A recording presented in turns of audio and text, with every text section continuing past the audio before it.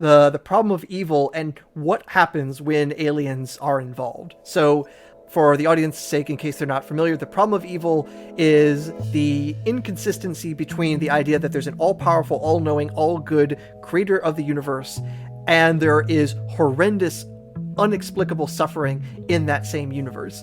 One would think the almighty creator, who has nothing but benevolence in his actions and in his works, would have a world that includes childhood leukemia, tsunamis, supernovae just destroying entire civilizations, that sort of universe that is just phenomenally able to bring untold suffering that just does not seem to be necessary. Every attempt we've had to try to explain it away has just not worked. So at the very least, even if this sort of intense suffering is somehow logically consistent with an all-good God, which itself is a bit of an order, we would just say it's at least improbable, it's unexpected.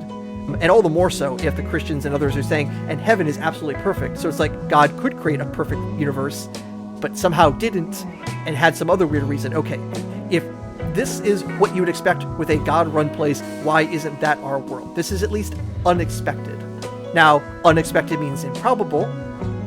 How improbable? Maybe we can have disagreements about this, but we figured out a way of realizing if aliens are involved, it makes the problem of evil worse, and how much worse it should make it, we figured out a way of calculating that. So the basic thing is we took our idea of the Copernican principle from before. Whatever we have experienced here on Earth is probably not exceptional. So if there are lots of other civilizations out there, some of those civilizations have suffered less than we have. Some of those civilizations have suffered more than we have. Some of those civilizations have probably had things so fantastically terrible we cannot even comprehend it, even though we've had such horrible things. The trench warfare of World War I, the Holocaust are, the easy go-tos from just the 20th century.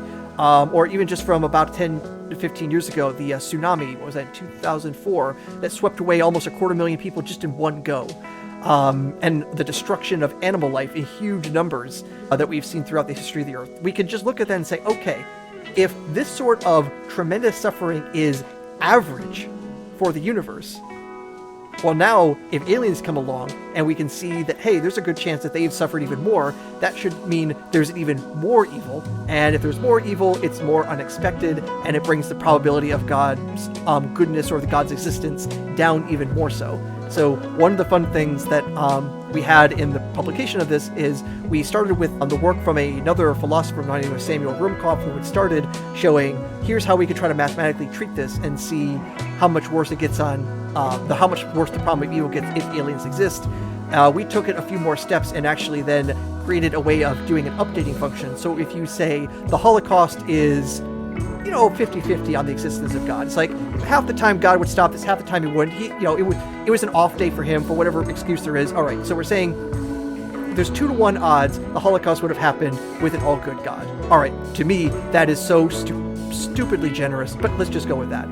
Now the idea is like, okay, if what happened here on Earth is the norm, the very existence of aliens means, hey, they have probably experienced something even worse than that, and so we can update that, and we can see how much worse it is. So instead of it being 50, 1 in 2 odds on the existence of God, it now drops to something closer to 1 in 4. Conversely, if you think the Holocaust is a 1 in a million thing with an all-good God, it drops to something like 1 in a billion. It makes the problem of evil measurably worse. And the only way you can avoid that is say all evil of any possible level is always consistent with an all-good God, which is a pretty hard pill to swallow. If a God who does nothing is all good, that he's all good for nothing.